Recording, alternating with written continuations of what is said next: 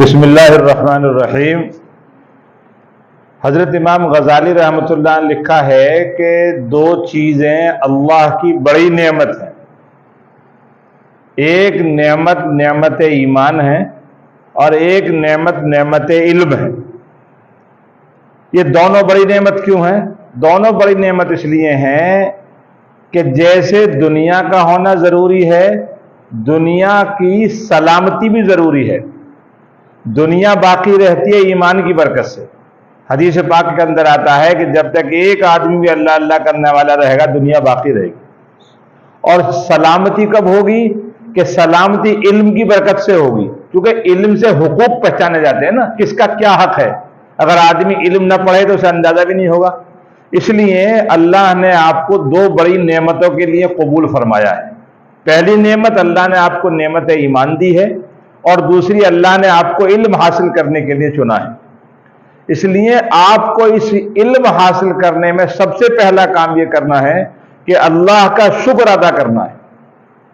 قرآن پاک میں لئن شکرتم لازیدنکم، اگر تم شکر گزاری کرو گے تو ہم تمہاری نعمت کو جس کی تم شکر گزاری کر رہے ہو تم بڑھا دیں گے۔ شکر گزاری کرنا کتنا بڑا عمل ہے؟ قرآن پاک میں ہے وَقَلِيلٌ مِّنْ عِبَادِيَ الشَّكُورُ، کہ بہت تھوڑے لوگ ہیں جو شکر ادا کرتے ہیں۔ کیا مطلب؟ یعنی یہ سرکاری رپورٹ ہے کہ آدمیوں کے اندر شکر کا مادہ کم ہوتا ہے۔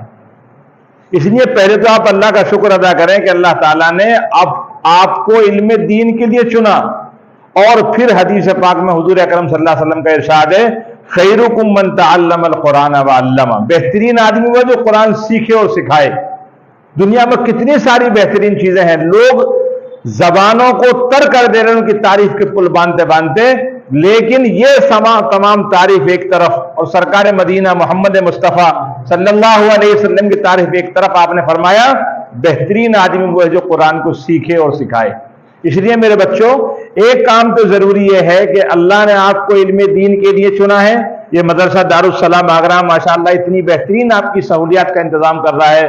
آپ کے معتم صاحب حضرت مولانا مفتی عمران صاحب قاسمی دامت برکاتہ محنت کرتے ہیں، آپ کے اساتذہ میں مولانا عمران صاحب ہیں، مولانا مزمل صاحب ہیں، محنت کرتے ہیں۔ اس لیے ایک تو آپ کا شکر کرنا ضروری ہے کہ آپ شکر کریں، اے اللہ آپ نے اس زمانے میں ہم کو بہترین کام کے لیے چنا۔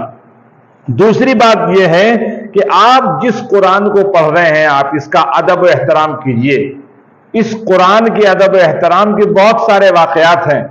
ایک چھوٹا سا واقعہ یہ ہے کہ ایک بہت بڑا آدمی غیر مسلم جس کا نام پنڈت نول کشور تھا، اس کے یہاں قرآن چھپتا تھا، اور وہ باوجود یہ کہ پنڈت تھا لیکن اس کے یہاں قرآن کی اتنی اہمیت تھی کہ جہاں قرآن چھپتا تھا اس ہندو کے یہاں، اس پنڈت کے یہاں کوئی بھی آدمی بے وضو جہاں قرآن چھپتا اندر نہیں آ سکتا تھا، اور اس کے جو قرآن کی چھپائی کا پانی ہوتا تھا اس کو مٹکے میں بھر کر گومتی ندی میں ڈلواتا تھا، تو وہ بھی حافظ لوگ ڈال کے آتے تھے۔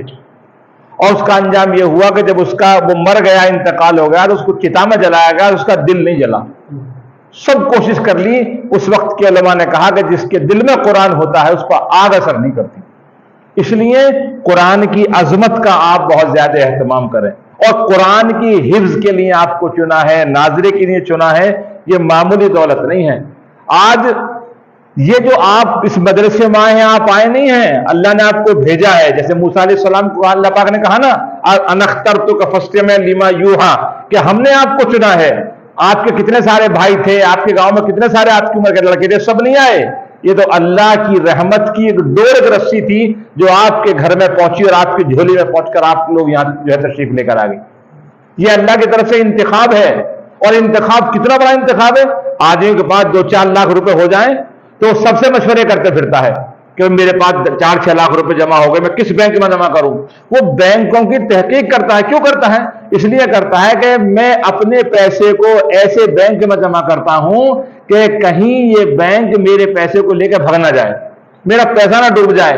تو جیسے فنا ہونے والی دنیا میں ختم ہو جانے والے روپے کے لیے آدمی بہت دماغ لگاتا ہے کہ میرا پیسہ کس بینک میں سیو رہ سکتا ہے، کس بینک میں محفوظ رہ سکتا ہے، ایسے ہی اللہ کی رحمت نے آپ کی بستی کے، آپ کے گاؤں کے، اس دنیا کے لوگوں کے دلوں کو دیکھا ہے کہ میری مقدس مبارک کتاب کس دل کے اندر محفوظ رہ سکتی ہے۔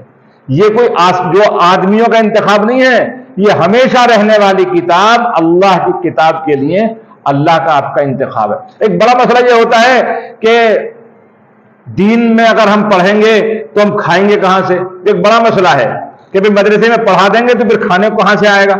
حالانکہ میرے دوستو، کھانے کے سلسلے میں ایک بہت آسان سی بات ہے۔ آدمی ایک طوطا پالے، اس سے کہے کہ تم اللہ اللہ کرو یا مہمان آ گئے، کوئی ایک لفظ سکھا دے طوطے کو اور طوطا مالک کی بولی بولنے لگے، تو مالک اس کو یہی نام دیتا ہے کہ بہترین پنجرا ہوتا ہے، کھانے کا تمام سامان پنجرے کے اندر ہوتا ہے، بلی سے بچاتا ہے، اس کے دشمنوں سے بچاتا ہے، کھانے کا انتظام کرتا ہے، سردی گرمی سے بچاتا ہے۔ کیوں؟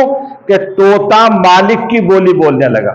جب ایک آدمی کی غیرت گوارا نہیں کرتی کہ جو جانور میری بولی بولے اسے بھوکا رہنے دوں، تو آپ اللہ کی کتاب پڑھیں اور اللہ اس کو پسند کرے کہ آپ بھوکے رہیں۔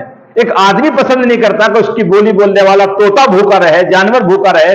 آپ تو اشرف المخلوقات ہیں، اللہ کی مقدس کتاب کو پڑھتے ہیں، اللہ تعالیٰ آپ کو کہیں ضائع کر دے گا؟ ہرگز اللہ پاک ضائع نہیں کر سکتا۔ بس اس کے لیے آپ کو دو کام بہت اہتمام کے ساتھ کرنے ہیں۔ ایک تو اللہ نے جو نعمت دی ہے اس پر دل سے شکر ادا کیجئے، اور دوسرے نمبر پر اللہ سے یہ دعا کیجئے، اے اللہ جیسے آپ نے علم دین کے لیے قبول فرمایا ہے، اس پر عمل کے لیے بھی قبول فرما اور اس کی تبلیغ کے لیے بھی قبول فرما۔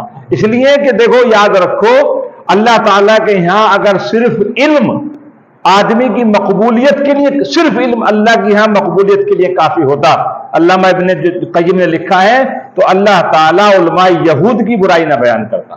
اس لیے کہ یہودی علماء بڑے عالم تھے، لیکن ان کے یہاں صرف زبانی جمع خرچ تھا، علم تھا، عمل نہیں تھا، اللہ نے برائی بیان کی۔